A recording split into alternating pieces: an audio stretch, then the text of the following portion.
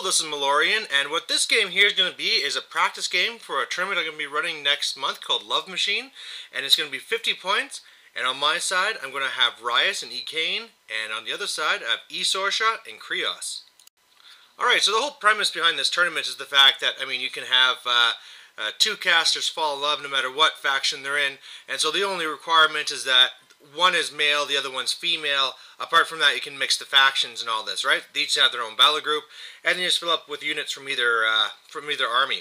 So on my side, like I said, I went with Rias and Ekane. Ekane's group is rather small, where it's just the Stormwall, the Squire, and Reinhold.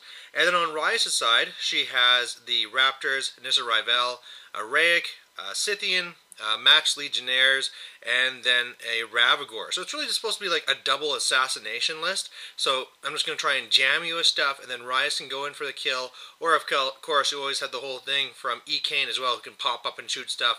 And meanwhile, I got the Stormwall to try and do some long-range shots. Same thing with the Ravagore. So it's more of an assassination thing, because in this, the way that works too, is that as soon as one caster dies, then the game is over. On my opponent's side there, he's going with also a mix of factions, and he's going with Esorsha and also with Krios. Now, for Krios, well, let's just go from left to right. He has that, I think it's called Temple Flame Guard, and he has the UA in there. Then he has a whole Winter Guard Death Star with the 3 rockets and Covenant Joe in the back.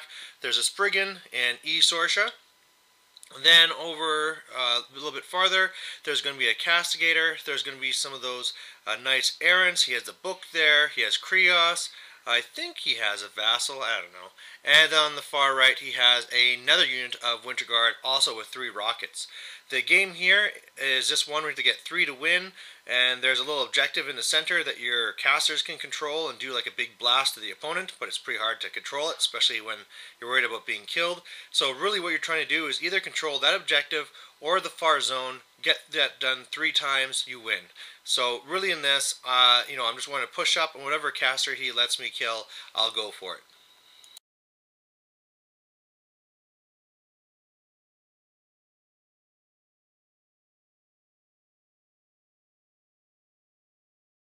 And here's another picture, just kind of looking better from his side. So yeah, sorry, no Vassal, but he has the racks there.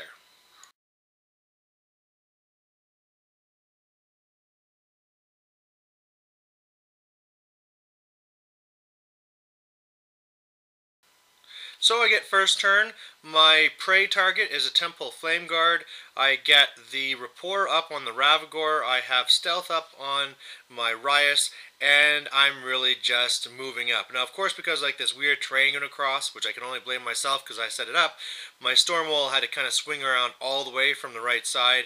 But, now that he's swung around, now Ekane can work his way more to the center. His turn, pretty much just rushing on up.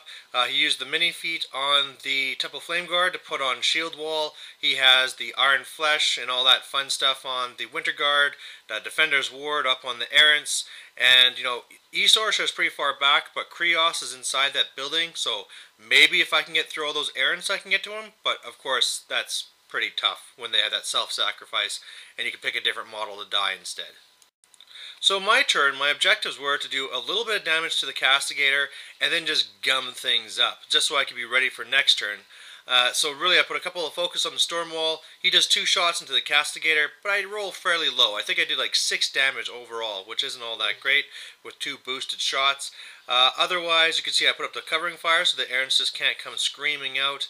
I had tried doing a shot into the Winter Guard, but it kind of went and scattered back more around where the Spriggan is. Threw up the Rake to kind of like slow them down, and maybe also to try and tempt out his feet. And then meanwhile, my Legionnaires are just all up in his face, and then Rias there too. But one of the things I wish I would have done is I'd moved up Ekane, shot down a couple of Errants, and then gate crashed back. And really what I should have done is moved a little bit more forward. I have him farther back so that he'll have super high defense, but he's now in a spot where, he might not be able to go for an assassination if it even presents itself because he'll be too far back. His turn 2 then, this is where he's going to pop Krios' feet, and basically everything right here is knocked down. And now the real issues here is that with knockdown, you don't block line of sight, so he'll be able to see Rice and be able just to shoot him or her, and then also he could just purify off the stealth as well. So really a big blunder on my part. And in my turn 2, though, things aren't looking too bad. He moved up his Temple Flame Guard. He's really, all he can do is just kind of run towards me.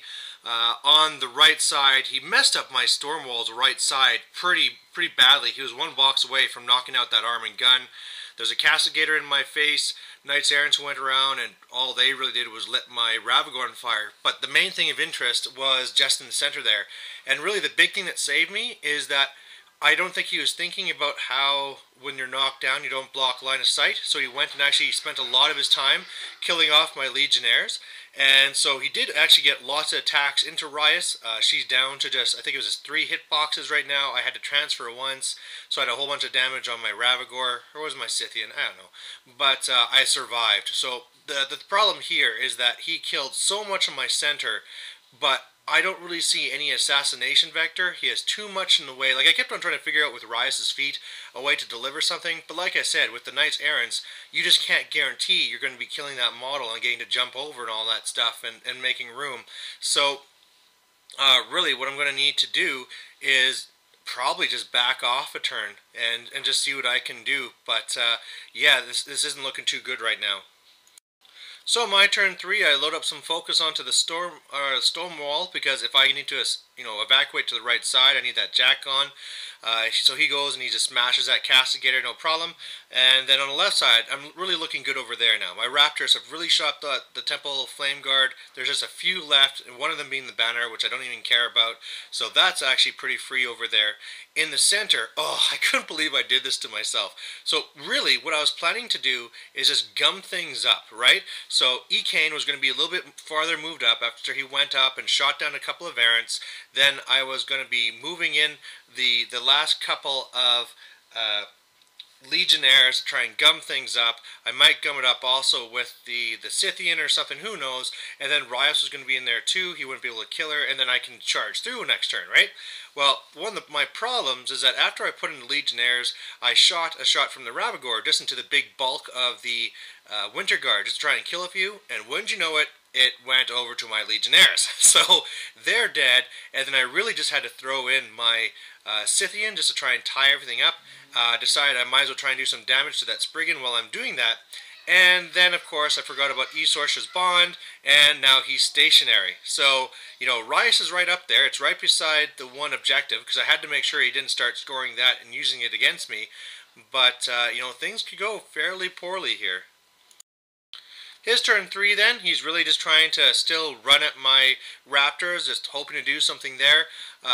Yeah, some shot. My Scythian really did not last long. He shot that thing up, and then Spriggan came in and finished it off. Spriggan did some attacks to Rias, luckily did not connect, and then otherwise, yeah, did some damage to my Ravagore, and did more shooting into my Storm Wall, so that now it's at, its whole right side is down. Both of his casters right now have now retreated farther back, so you see this kind of round building on the right. They're pretty much right in the back, right together. And so the one thing I do think I can have is that maybe now I can feat with Ekane, and maybe he can move over and get a line of shot to shoot Krios. But the problem is that Krios is camping all his fury, so he has pretty high armor. And also I'm worried about the distance. The other thing I found out, though, is that I have range with Rias to charge him. So maybe she can pull it off, but of course if I fail, I'm screwed. But I figured out some shenanigans. First of all, I did find out Ekrios was not going to make it, so I had to, Ekane was not going to make it, so I had to abandon that plan, so all up to Rias. And the thing that I remember is with the feat, where if I damage something, I get to move to base. And whereas Krios was fully camped, Esorsha wasn't camped whatsoever. So what I did was pop my feet, charge Krios, managed to do 6 damage, pop on the other side, went to attack Sorsha. I think I missed, bought one in boost, got the crit, did 32 damage with the doubling, and yeah, there's the win. So victory to Rias and to E. Kane, and it's just kind of a crazy thing. I mean, I know a lot of people coming into it and looking at this idea were thinking, man, think of all the dirty combos, and I don't want to go and face all these dirty combos, and really those things are out there. I mean, what he was probably planning to do was to go and knock everything down with Krios, and then using E. Sorcerer's Feet to double up the damage, then you shoot in and just, kill whatever you want. But the big thing here is that really it's a real balancing game, right? It's just like the regular feats of the casters, where just like how you have your own crazy combo you might be thinking of, you have to balance that with the fact that you're watching your opponent's crazy combo as well. So very careful stuff that you have to do when you're playing.